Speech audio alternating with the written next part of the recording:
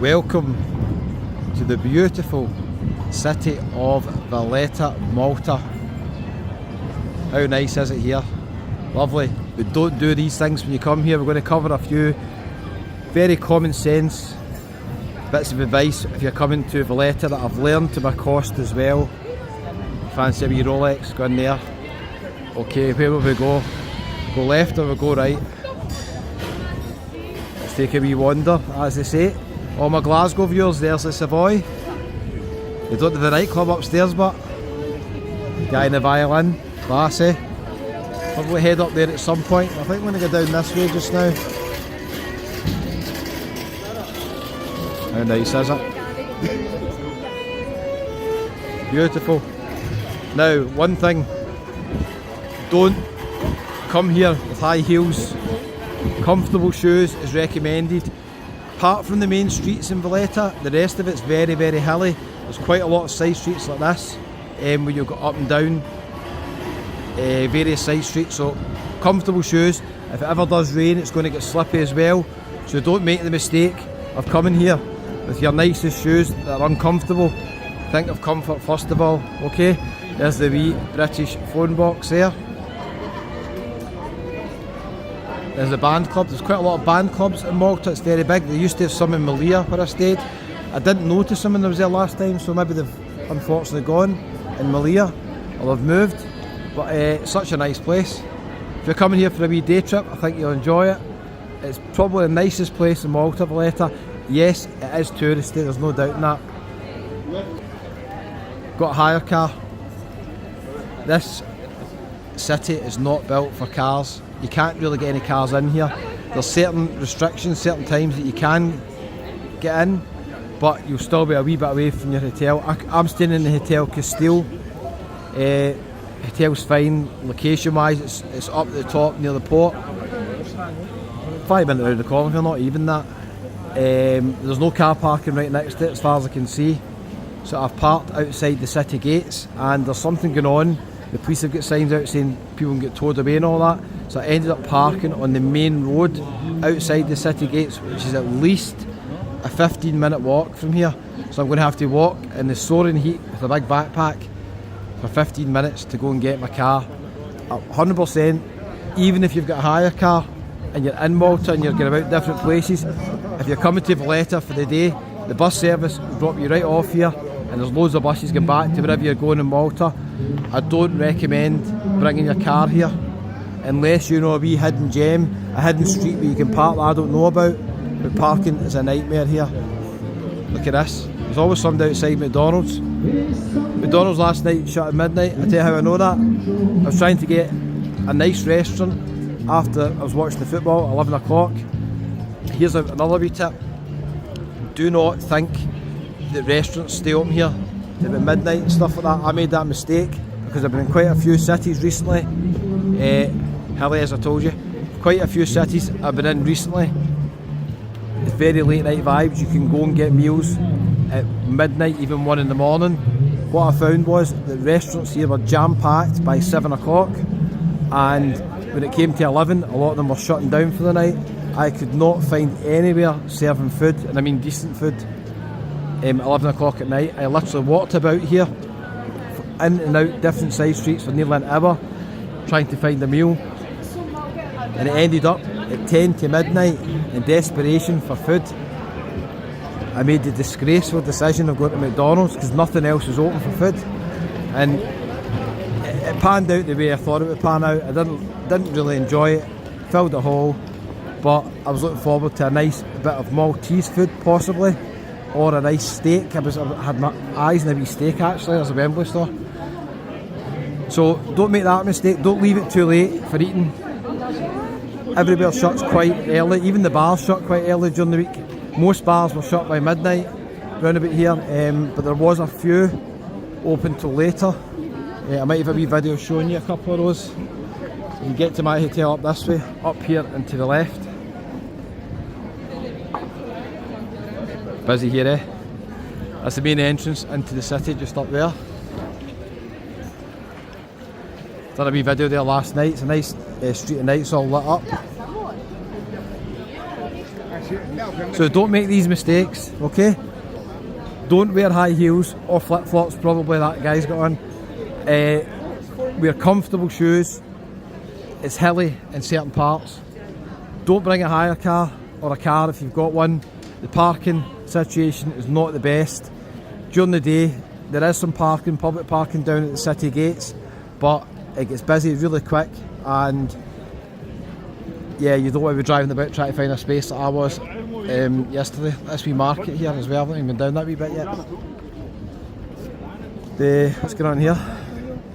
There is a lift that takes you down to the city gates where the big public car park is round about here. I came out yesterday, I can't remember what it is now, but the lift broke, so I had to come up and down the stairs. So I'll figure this out. So I'm going to have to come back here later on to head to the airport. Cafe Royale over there.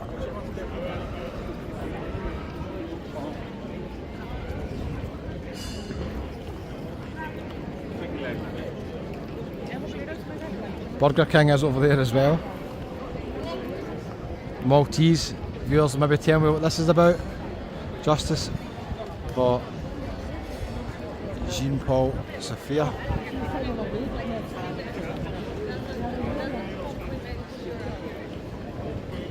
So, a couple of common sense tips. Comfortable shoes. Don't bring a car. Oh, I forgot a really important one. This relates to all of Malta. Now, it might surprise you with the British connections here. Malta is not like all the other countries in the EU. There's got EU plug sockets. I'm not used to carrying about my adapters and plug sockets from Spain and Tenerife and everything. I don't even carry adapters now, I just plug them directly in. And what did I do? First day I came here, I went to charge all my stuff and I went to plug it in, and basically none of it worked because it's UK sockets, it's not EU sockets. So I didn't have an adapter with me, had to borrow one from a hotel. This is the main entrance into the city. I'm just going out just now. I'm going to show you what's down here as well. It's a beautiful city, it really is. Full of history, obviously dating back to the 16th century, most of the buildings built by the knights. How nice is this? Class. Yeah. Stairway to heaven. You could say it's heaven here, couldn't you? You could say it's heaven here. With the fountains, I could jump in there. It's quite hot today. Already. It's about midday and it's already 27, 28 maybe I'd say. Start of October. Not bad, eh? At night there's a lot of wee stalls around about here as well. So some of the buses will drop you off here. There's another bus station down near the port with lots of buses as well. Either way, it's a lot easier just getting buses here, honestly. Just trust me with this. I think the traffic for me as well is going to be a nightmare heading out of here. But we'll wait and see. So, just to summarise, coming to Valletta, don't bring a car, bring your normal UK sockets, you don't need EU adapters. There's a couple of hotels that have got both, but most of them will just have the UK sockets, as I've learned to my cost. I get a wee fresh orange in one of these wee stalls here. Wear comfortable shoes, expect it to be hilly. Don't leave your dinner too late. Common sense really, isn't it? Hope you've enjoyed the wee video, just a wee walk through Valletta, showing you what it's like during the day. All the buses here are lined up, you can see transportation is not a problem. It'll take you to virtually anywhere in Malta here. All the buses out here as well. There's nowhere to park round about here, don't be fooled thinking you can park round about here. Nowhere I could find.